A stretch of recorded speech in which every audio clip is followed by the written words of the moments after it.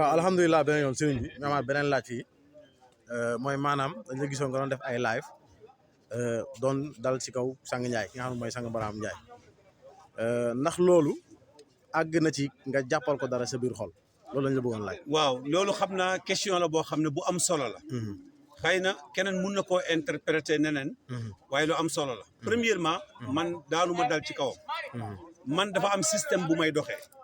système bi may doxee mooy. damaa gëm ne bépp taalibe Baye Niass. lépp loo am Baye Niass moo la ko may. bu la yàlla joxoon adduna ak li ci biiram tamit na la yow yaa ko moom damaa gëm ne da ngaa war a jël loolu lépp. ñëw sukk ci kanam Baye of ci ronam jox ko ko.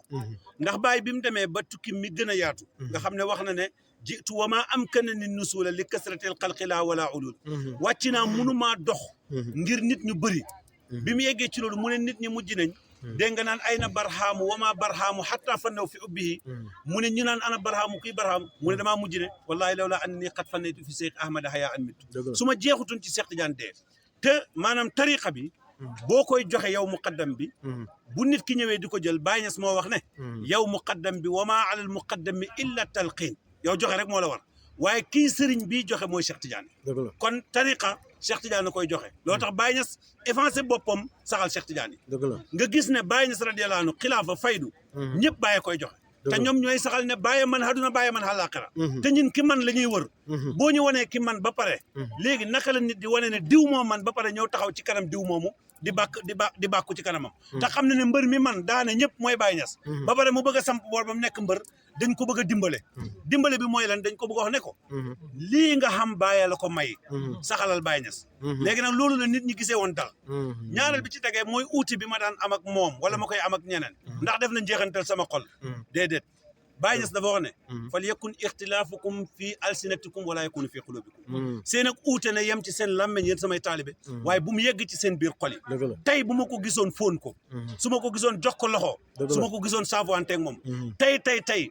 bu taxawoon dëggal ne Baye Niass radiyallahu anhu moo fi ne mooy sëriñu ñëpp billahi la ilaha illa bu bëggee ma nekk jaamam di ko liggéeyal ndax man waxtu boo joxee lépp Baye rek maa ngi nekk sa jaam man réyuma soxla uma mbooloo soxla uma dara man Baye rek laa bëgg kon loolu nga xamee ko noonu man awma benn uute bu nekk ci sama xol ci moom te maa ngi koy ñaanal yàlla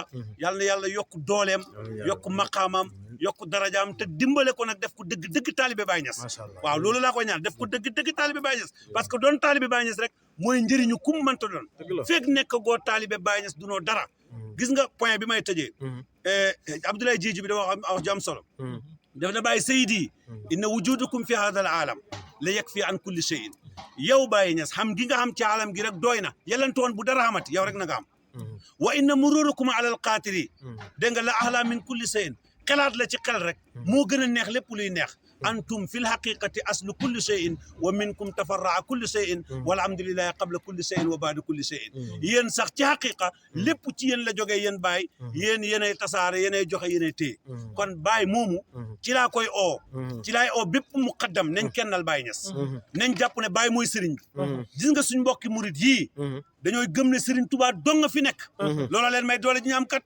ñun nag dañoo gëm ne téeméeri Baye Niass fi nekk kenn ku nekk jàpp ne man maay Baye Niass ku ñëwut ci man do xam dara nañ delloo lépp ci Baye benn waaye nag nee na boo ne nañ delloo lépp ci Baye yow da nga xamul dara kañ ki am te gore ta mandu xam ki ko yor moo tax mu delloo ko lépp Baye dafa delloo lépp yonent bi fa inniya man ahwa wa haqqa sifaatihi bi raqmi asudi min munaawin lana batta ahbabtu hatta araniya kuntu wa rabbi lam yaxluq makana wala wax lépp la delloo yonent bi sallallahu alayhi wa sallam kon nañ delloo lépp Baye Niass ñu kennal Baye fonk doomi Baye fonkante ñunu neen suñ biir demlante dikkalante tey dimbalante te yàlla dong tax te suñu uutee bu mu tax ñu nekk ay noon nekkuñ ay noon waaye dañuy dimbalante kon lii laa am lu may wax ci question boobu asalaamaaleykum wa rahmatullah jërëjëf sëriñ macha allah